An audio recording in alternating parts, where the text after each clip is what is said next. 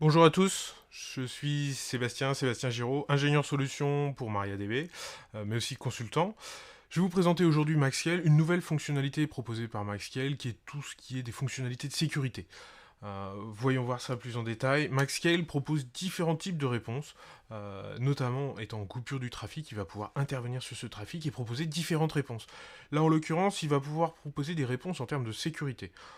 On va voir comment, en termes de sécurité, Maxiel va pouvoir proposer une nouvelle réponse, notamment grâce à du firewalling.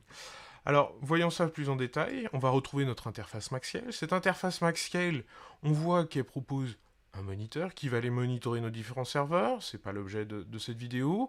Et au sein de ces différents serveurs, on va avoir différents listeners.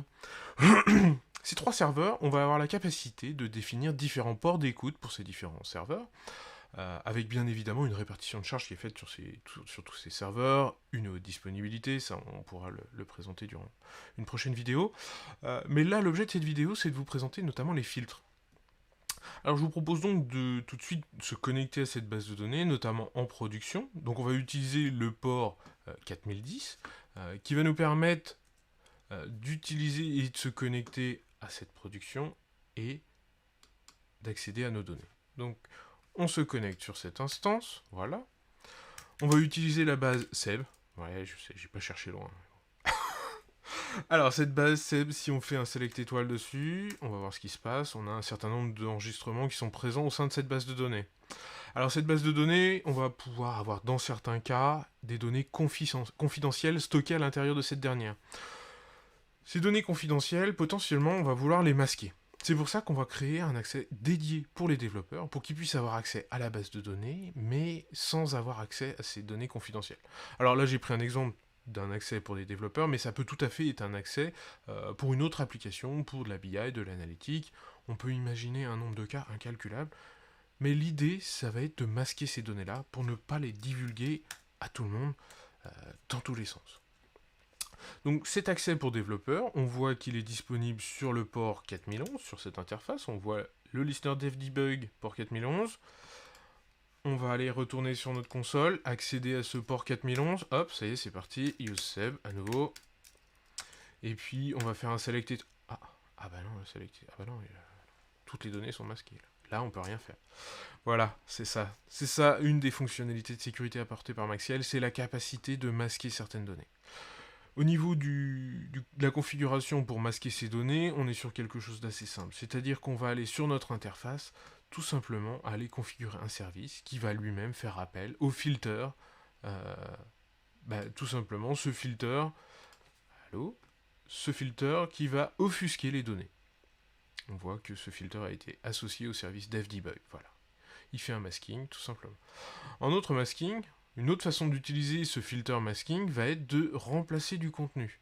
Alors voyons où est-ce qu'il a été mis en place. Il a été mis en place sur le listener qui s'appelle Replay sur le port 4012. Alors je vous propose donc bien évidemment de revenir sur ce port 4012, de se connecter sur cette instance 4012 et puis de voir ce qu'il en est, ce que ça apporte. Alors le port 4012, voilà, c'est parti. À nouveau, on utilise la même base de données, on va faire un select étoile, on voit que là, tout se passe bien. Alors, dans cette base, on va vouloir faire un insert into user values. Alors là, on va mettre un, je sais pas moi, 200 par exemple. Et puis, on va vouloir intégrer la valeur seb. Voilà. Voilà. On vérifie que notre valeur est bien enregistrée. On a bien un message de confirmation comme quoi la valeur est bien. Ah, c'est bizarre ça. J'insère save et il y a Sébastien de présent dans la base.